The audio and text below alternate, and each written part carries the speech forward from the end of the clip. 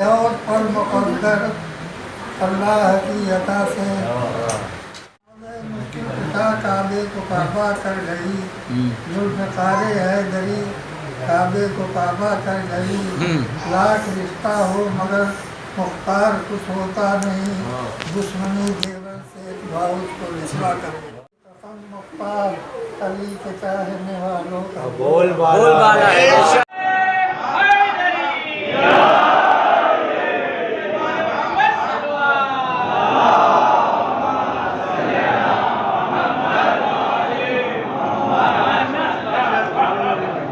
دیکھنا پڑے گا. ہم نے دیکھا بہت سے لوگوں کی زندگی دیکھیے، ہمیں حق کا ساتھ دینا ہے، کسی شخص کا ساتھ نہیں دینا ہے.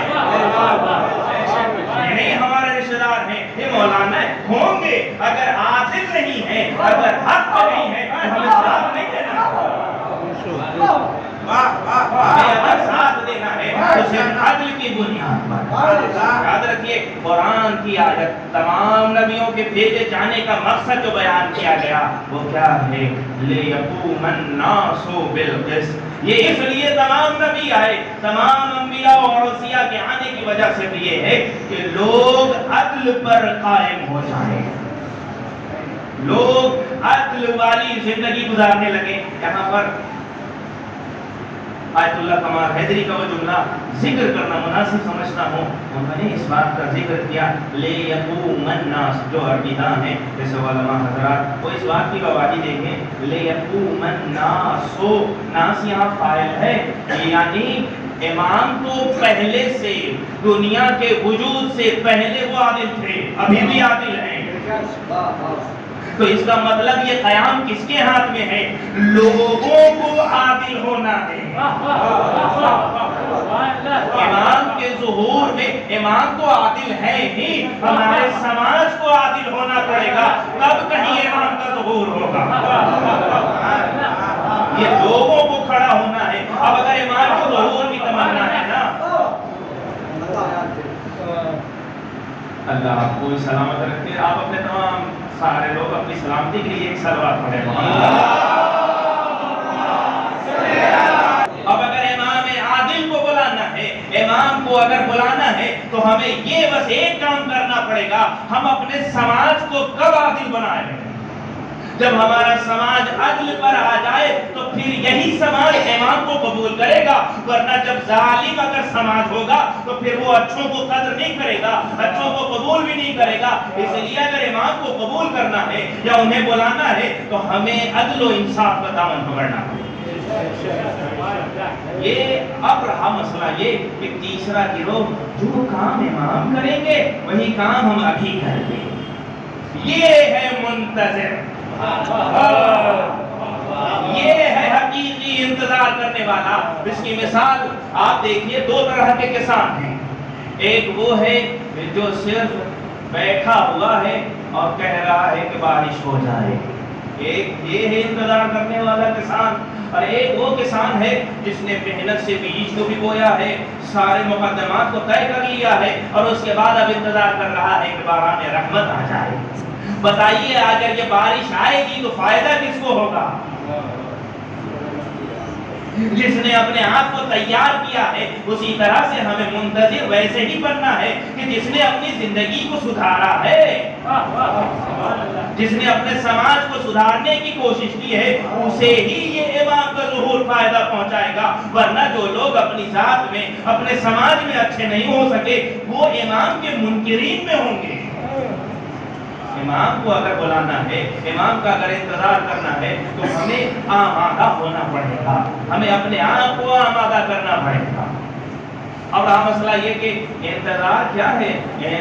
افضل الاعمال امتی انتظار الفرج یا بعد المعرفہ انتظار الفرج. بہت سی روایتیں تواتر کی حد تک پہنچی ہیں اس مفہوم کی کہ انتظار ایک ایسا عمل ہے، انتظار ایک ایسا عمل ہے کہ تمام اعمال میں افضل ترین عمل کا نام انتظار فرج ہے. یعنی آخری امام کے لیے انتظار کرنا. پہلے سوچئے کیوں؟ معرفت کے بعد سب سے اہم عمل، میں روایت پڑھ رہا تھا کہ بہت سے اعمال ایسے ہیں جو سب سے افضل ہے، ان میں نماز شب بہت افضل ہے، حب علی سب سے افضل ہے، جہاد سب سے افضل ہے، شہادت سب سے افضل عمل ہے، مگر یاد رکھیے جتنے بھی یہ نام ذکر کیے گئے روایتوں میں، ان میں اور انتظار میں بنیادی فرق ہے۔ کچھ عمل کو میلاد اور معیار کی بنیاد پر افضل کہا گیا جیسے، اور کچھ کو شرائط کی بنیاد پر افضل کہا گیا جیسے میلاد کبھی ایسا ہوگا کہ رات اگر ہو جائے تو شرائط کی بنیاد پر نماز شب افضل ہے، صبح کا وقت آ جائے تو نماز صبح افضل ہے۔ اس طرح سے یہ وقت اور معیار کی بنیاد پر افضلیت قرار پائیں گی۔ کبھی کبھی ایسا ہے کہ دیکھو اگر ماحول جنگ کا ہے تو پھر شہداء کا خون افضل ہے، اگر جنگ کا ماحول ہے تو شہداء کا خون افضل ہے، اور اگر جنگ نہیں ہے صلح ہے تو پھر علماء کے چلائے ہوئے قلم کی نوک کی پھری افضل ہے۔ یعنی یہ معیار شرائط کی بنیاد پر، مگر معلوم ہے ان سب سے افضل انتظار فرج کیوں ہے؟ اس لیے کہ انتظار فرج کسی ایک وقت سے محدود نہیں ہے، کسی ایک زمان سے محدود نہیں ہے۔ جب بھی کوئی انتظار کرے گا اپنے حقیقی ولی کا تو پھر ہر وقت وہ نمازی بھی ہوگا، ہر وقت وہ جہادی بھی ہوگا، ہر وقت وہ نماز شب کا پابند بھی ہوگا، ہر وقت وہ محب علی بھی ہوگا۔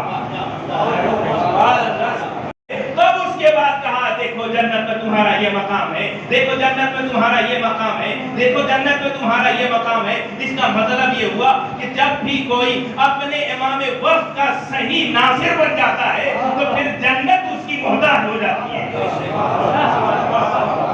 اسے جنت کی تلاش پھر نہیں بلکہ وہ خود جنت اسے بلاتی رہے گی۔ اللہ اکبر۔ مگر جو جناب قاسم نے ذکر کیا تھا اس کو جناب علی اصغر نے اور اس موت کے مزے کو بتایا۔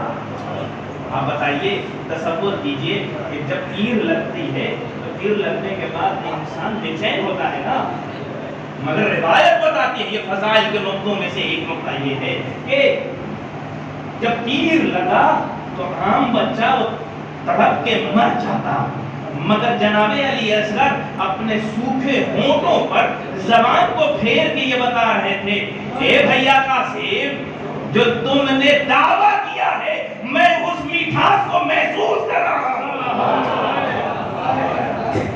میں اس میٹھاس کو محسوس کر رہا ہوں۔ اب جب ولی یہ وقت مل جائے، جب امام وقت مل جائے تو یہ ساری چیزیں ہو جائیں۔ اللہ اکبر۔ انتظار ہمیں کرنا ہے نا اپنے امام کا، انتظار۔ آپ کبھی سوچیں، ہم چاہتے ہیں نا ایک ایسی حکومت ہو جہاں سب ایک دوسرے کا خیال رکھیں، جہاں سب ایک دوسرے کا حق ادا کریں، جہاں سب ایک دوسرے کے مددگار ہوں، جہاں سب سیدھے راستے پر ہوں، جہاں سب نمازی ہوں، جہاں سب اچھے ہوں، جہاں برائیوں کا تصور نہ ہو۔ اب اگر ایسے زمانے کی بات ہو تو کس کو یہ زمانہ برا لگے گا؟ ہر حکومت، ہر انسان کی خواہش ہے کہ وہ یہ دن دیکھے کہ ایسا دن آئے جہاں پر ساری چیزیں اچھی ہوں، جہاں برائی کا تصور نہ ہو، جہاں لوٹنے کا تصور نہ ہو، جہاں دینے کا جذبہ زیادہ ہو، جہاں معرفت امام ہو، جہاں حکم امام پر عمل ہو، جہاں اپنی رائے نہ ہو بلکہ امام کی باتوں پر صرف لبیک کہا جا رہا ہو، جہاں یہ پریشانیوں سے نکل کر اچھی زندگی ہو، جہاں